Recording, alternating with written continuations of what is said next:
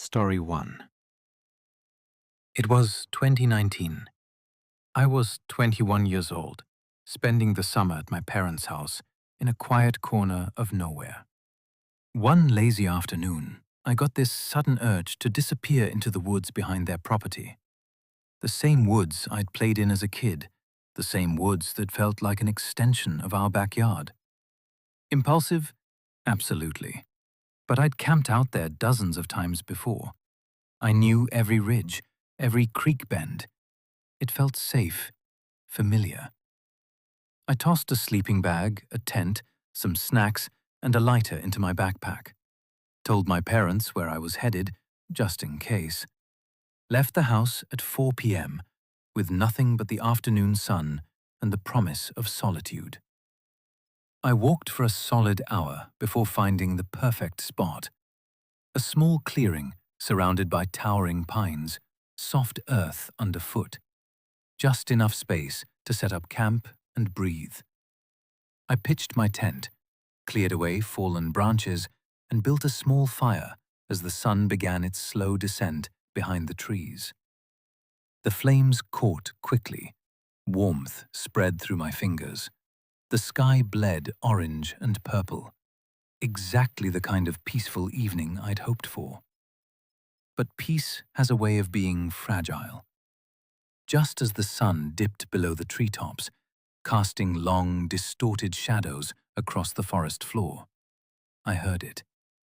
A voice, male, muttering, almost like he was talking to himself, but the sound felt wrong. It echoed strangely, bouncing between trees in a way that made it impossible to pinpoint where it was coming from. And the woods behind my parents' house? There were no trails, no marked paths. Running into another person out here would have been pure coincidence. I told myself he'd pass by, that he was just another wanderer enjoying the evening. But 5 minutes passed, then 10. The voice never moved on. It lingered, close enough to hear, far enough to hide. Like he was staying near me on purpose. My comfort began to curdle into unease. I called out, "Hello?" just to break the tension. The voice cut off instantly, mid-syllable. Like someone had flipped a switch. Silence crashed down, heavy, absolute. I called out again. Nothing. Not even the rustle of leaves retreating. That's when the real discomfort set in, the kind that crawls up your spine and whispers, "Something isn't right here." With only 20 minutes of twilight left, I made a decision. No need to spend the whole night on edge. I'd pack up and find a new spot, deeper in, quieter. Within minutes, I was moving through the trees, flashlight beam cutting a narrow path ahead, ears straining against the dark. 15 minutes of hurried walking later, with the last traces of sunlight fading fast, I stopped at a random cluster of pines. Not ideal, but good enough. I set up camp quickly, my movements sharper than before. By the time I finished, true darkness had fallen. The woods were silent again, but this time, the silence felt watchful. I built another small fire, let its warmth seep into my bones, pulled out my snack bag and assembled the ingredients for s'mores. Graham crackers, chocolate, marshmallows. There's something primal about roasting a marshmallow over an open flame. The slow melt, the golden crust. For a little while, it worked. I forgot about the voice, forgot about the shadows. Just me, the fire, and the stars beginning to pierce the black sky above. I stayed by that fire for hours, let it burn low, watched the embers pulse like dying heartbeats. It was late, maybe midnight, when I finally decided to let it die completely. The flames had shrunk to a soft, orange glow, half the brightness they'd held an hour earlier. Then, crunch. Dry leaves snapping behind me. To the left, back left of the campsite. I spun around, flashlight beam slicing through the black. Nothing moved. I called out again, louder this time. "Hello?" A beat of silence. Then, a figure stepped into the firelight. Not from where I'd been looking, from the opposite side. Emerging from shadows I hadn't even been watching. He startled me, of course he did. But he acted like none of this was strange, like we'd arranged to meet here. "Didn't mean to scare you," he said with a casual smile, walked right up to my fire as if invited, and sat down cross-legged beside the flames, held his hands out to warm them, acted like he belonged there, like he knew me. Every instinct in my body went cold. Can I help you?" I asked, voice tighter than I intended. "I think you're at the wrong campsite." He looked at me, didn't smile, just said one word. "No." I didn't know what he was saying no to. No, you can't help me? No, this isn't the wrong campsite? The ambiguity hung between us like a threat. I froze, brain scrambling for the right words, the safe response. We sat there in silence for what felt like forever. The fire crackled, shadows danced, and the air grew thick with something unspoken. I broke first, asked the first thing that came to mind, something I immediately regretted.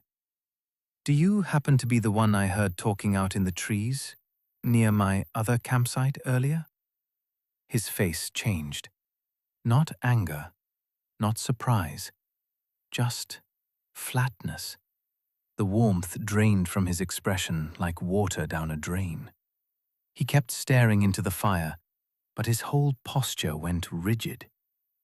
"Must have been someone else," he said, voice cold, monotone, empty. That's when I knew. This wasn't a lost hiker. This wasn't a coincidence. Before I could form another thought, a sharp crack split the silence behind me. Same direction as before, back left, close. My blood turned to ice. I whipped my head around, saw nothing but blackness between trees, turned back toward the fire. He was staring at me. Not smiling, not angry, just staring. And in that moment, all I registered were his eyes, cold, dead, like looking into a window with nothing behind it. I didn't think, didn't weigh options, didn't say another word. I sprang to my feet and ran, sprinted blindly into the trees, branches whipping my arms, roots threatening to trip me, heart hammering against my ribs. Behind me, I heard one of them speak, sharp, frustrated words directed at the other. Then footsteps, heavy, fast, closing in. But I knew these woods. I'd grown up here, played hide-and-seek between these pines, climbed these rocks, and that knowledge saved me. I wove through the darkness like a ghost, deeper, faster, until the footsteps faded, until I was alone again with only my breath and the pounding in my ears. I followed the invisible map in my head all the way to the road, then to my parents' house. They called 911 before I could even catch my breath. The next morning, I led 2 officers back to the campsite. We found nothing. No tent, no sleeping bag, no fire pit, no scattered ashes. It was like I'd never been there at all, like someone had meticulously erased every trace of my presence, down to the last footprint. And that realization hit harder than the chase itself. On one hand, maybe they'd just wanted to rob me, take my gear, leave me stranded. But on the other, why erase the evidence? Why go to such lengths to make it look like no one had ever camped there? One of them had chased me. That wasn't robbery behavior. That was something else. Something with intent. I never went back into those woods behind my parents' house. Never will. Because sometimes the scariest thing isn't what happens in the dark. It's what someone goes to great lengths to make sure never gets discovered. And I'll always wonder, if I hadn't run when I did, would there have been anything left to erase? Story 2. Northern Montana to Alaska. 2 months on the road. My SUV converted into a mobile home. Sleeping bag in the back. Cooler stocked with food. Maps spread across the passenger seat. The Alaska highway stretched ahead like a promise. Raw wilderness, endless mountains, freedom. But there was one catch that sat heavy in my mind. I couldn't bring my firearm. Driving through Canada meant leaving my pistol behind, tucked safely under my seat back home. I'd always carried it on solo trips, not because I expected trouble, but because out there, in the middle of nowhere, sometimes trouble doesn't announce itself. The first day went smoothly. 8 hours of driving, rolling hills giving way to dense boreal forest. I knew the next stretch would be different. Gas stations only every couple hundred miles, stretches of road where you could drive for hours without seeing another vehicle. You had to be precise, strategic. Every drop of fuel mattered. By sundown, exhaustion pulled at my eyelids. I spotted a turnoff, a dirt path leading into the woods marked as a camping area. No signs, no facilities, just trees and silence. Perfect. I pulled in blind, too tired to scout properly, just parked, rolled down the windows for air, and collapsed into the back seat. Slept straight through the night without stirring once. Morning brought clarity and curiosity. Before hitting the road, I wanted to stretch my legs. Stepped outside, noticed a narrow trail cutting deeper into the woods. Decided to follow it. 5 minutes of walking brought me to another campsite. But something was wrong. This wasn't just abandoned, it was violated. Torn tent fabric scattered across the ground. A sleeping bag ripped open, stuffing spilling out like guts. Food wrappers trampled into the dirt. Half the gear gone, like someone had packed in a hurry. Or like someone had taken what they wanted and left the rest as a message. I stood there for 30 seconds max, gut screaming, "Leave now," turned and walked back fast, eyes scanning the trees, ears straining for movement. When I reached my SUV, my blood ran cold. A truck was parked right beside it, all black, tinted windows so dark I couldn't see inside, no plates visible from my angle, and no driver in sight. Had he been watching me the whole time I was walking? Had he pulled in the moment I disappeared down that trail? I didn't wait to find out. Got in, started the engine, drove away without looking back. No hesitation, no second guessing, just pure instinct. This isn't safe. 3 hours of non-stop driving later, I reached the next gas station. If you could even call it that. One double-sided pump, weathered wood siding, mountains towering in every direction. Absolutely breathtaking. And completely empty. I pulled up, started fueling. Took my time. The pump was slow, and honestly, the view deserved it. Snow-capped peaks piercing a cloudless sky, the kind of beauty that makes you forget you're vulnerable. Until I saw headlights in the distance. A truck approaching down the long gravel road. As it drew closer, my stomach tightened. Black, tinted windows, same shape, same presence. It pulled into the station and parked on the opposite side of the pump, close enough to see, far enough to feel intentional. Of course, he needed gas too. On this road, you had no choice but to stop at every station. But why had he pulled into that campsite? Why stay just long enough for me to return? Why follow? I finished fueling in 30 seconds flat, got back in my SUV and drove off, fast but controlled. Didn't want to seem panicked. Didn't want to give him a reason to chase. For the next few hours, I felt a strange relief. Tank full, miles ahead, scenery unfolding like a dream. I even started to relax, telling myself I'd overreacted. Maybe it was just coincidence. Maybe he really was just another traveler on the same route. I found my next campsite as the sun began to set. A hidden turnoff nestled deep in the brush. No signs of recent use. Felt safer here, more concealed. I wanted to set up a real tent, stretch my legs, enjoy the outdoors. But something whispered, don't. So I stayed in the car, ate dinner outside, watched the stars emerge, then crawled into the back seat as darkness fell. I stayed awake for hours, watching videos on my phone, enjoying the quiet, excitement building for tomorrow. Alaska awaited. Around 11 p.m., I heard it. Crunch, crunch, crunch. Dry leaves and sticks snapping underfoot. Slow, deliberate, close.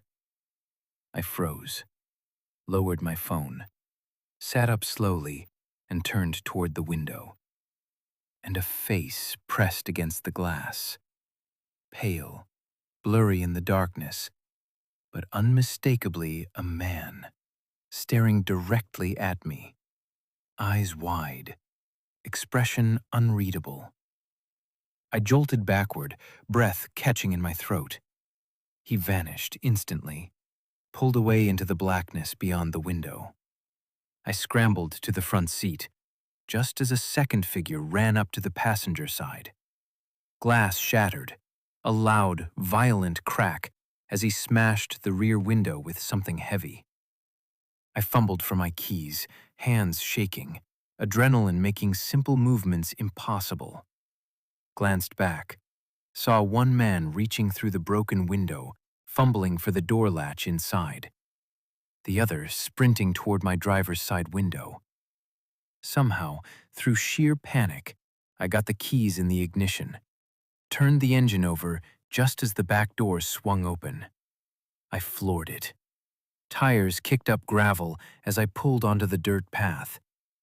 And there, in the headlights for one fleeting second, was the black truck, parked off the trail, hidden in the bushes, waiting. They hadn't just followed me to the gas station. They'd tracked me all the way here.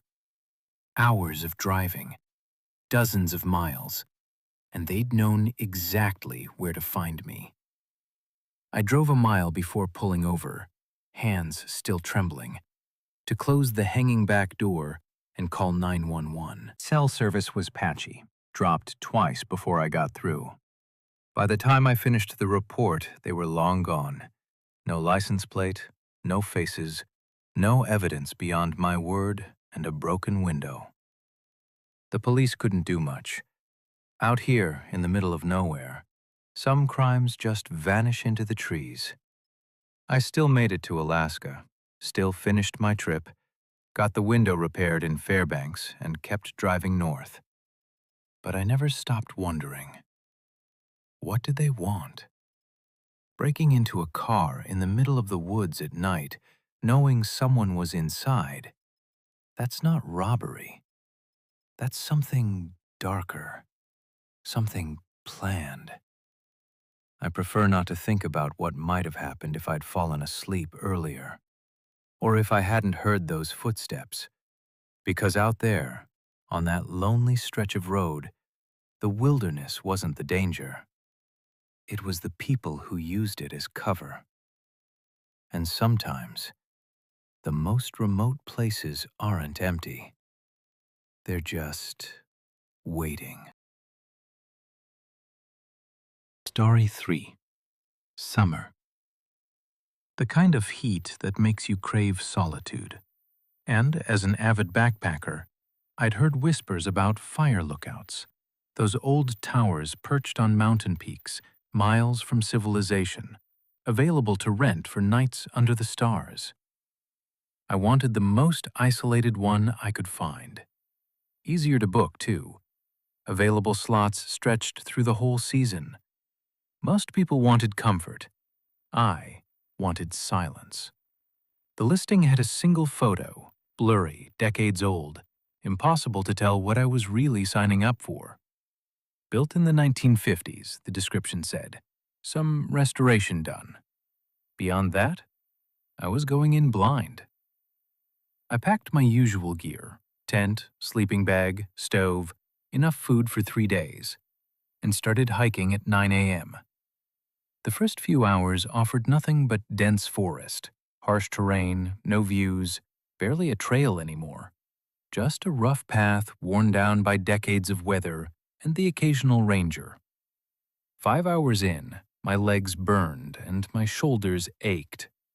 But then, I saw it. The lookout tower, tiny in the distance, perched on a mountain ridge like a forgotten relic. Not the tall stilts and cabin style I'd imagined. More like a small wooden shack raised 10 or 15 feet off the ground on a platform.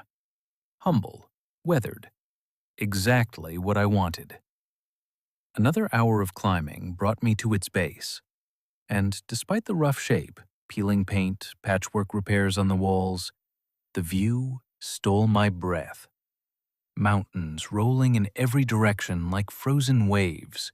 Skies so vast it felt like I could fall into it. Worth every step. The tower itself was bare bones. A wraparound staircase of 20 creaking wooden steps led to a narrow walkway circling the structure. Inside, nothing. No furniture, no mattress, just dusty floorboards and windows on every wall. I tossed my bag down, made a simple meal, and spent the evening sitting on the outer ledge, just listening. Birds, wind, the deep quiet only true isolation brings. Exhausted from the climb, I turned in early, around 8 p.m. Spread my sleeping bag across the floorboards. The sun had just dipped below the horizon, painting the sky in deep purples. But sleep wouldn't come. My mind raced with the day's hike, the beauty of the place, the sheer remoteness of it all. 30, maybe 40 minutes passed. Then I heard it. Footsteps on the stairs. Not tentative, not lost. Confident, deliberate, climbing steadily toward the platform. I scrambled out of my sleeping bag and moved to the door, my heart already hammering. Noted with cold clarity, no lock, just a simple wooden latch that wouldn't stop anyone determined. Seconds later, he appeared around the corner. Late 40s, longish blonde hair, worn hiking clothes, but no backpack, no gear of any kind. And here's what chilled me most. He wasn't startled to see me. Not even a flicker of surprise. Almost like he'd expected me to be there. "Great place to stay a few nights, isn't it?" he said, grinning as he stepped closer. I forced a nod. "Yeah, I booked it for the next 3 nights." The words hung between us. 3 nights, meaning I wasn't leaving anytime soon.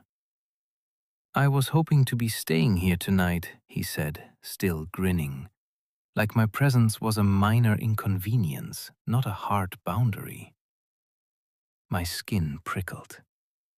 There was nothing for miles, no other campsites, no trails leading elsewhere. Him being here, now, wasn't coincidence. It was calculation. "Sorry," I said carefully. "It's just, I've got this place reserved." "Well," he said, eyes scanning the empty interior, "looks like you've got enough room in there. I mean, it's just you here, right?" The question landed like a threat. I hesitated, then lied. Actually, my friend's just a few minutes out. We can't really let anyone stay with us tonight. His grin vanished, just dropped, like a mask slipping. He stared at me for a long moment, silent, unreadable, then nodded slowly and turned toward the stairs. That's when I noticed it. No backpack, no sleeping roll, no water bottle, no boots caked with trail mud, nothing. Who hikes 5 hours into absolute wilderness without gear, hoping to sleep in a random fire lookout? The question followed me long after he disappeared down the stairs. I stayed awake another hour, staring into the forest below, listening for movement that never came. Eventually, exhaustion won. I crawled back into my sleeping bag and fell into a fitful sleep. Morning brought weak relief.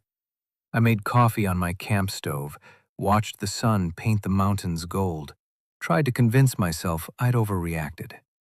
But when I descended the stairs to stretch my legs, I froze. A note, taped to the wooden railing at the base of the tower. Just a scrap of paper. 2 words written in shaky script. Sorry, a smiley face. Like an apology for a spilled drink, not for violating someone's safety, not for showing up uninvited in the middle of nowhere. And the implication hit me like ice water. He'd come back, while I slept, while I was vulnerable.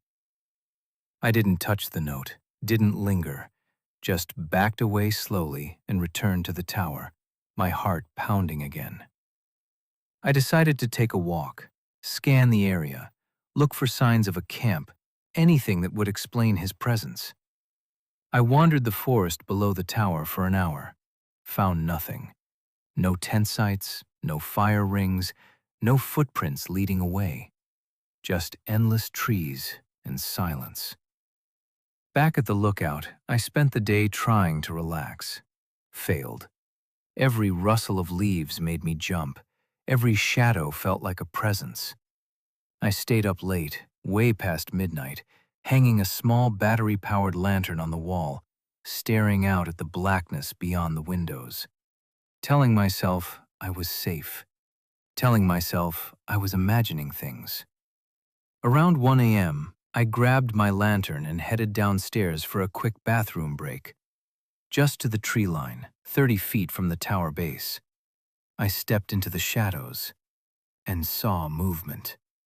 A flicker, a shift in the darkness just beyond my lantern's weak beam. I froze. "Hello?" My voice cracked in the silence. No answer. Just deeper silence. The kind that feels occupied. I ran, back up the stairs into the tower, slamming the door shut behind me. But safety was an illusion. Windows covered every wall. No blinds, no cover. And that door? Still no lock. I was a lit target in a glass box, visible to anyone watching from below. I packed fast, stuffing my sleeping bag, stove, food into my backpack with shaking hands. Every 30 seconds, I'd stop and peer out the window at the base of the stairs. Watching. Waiting.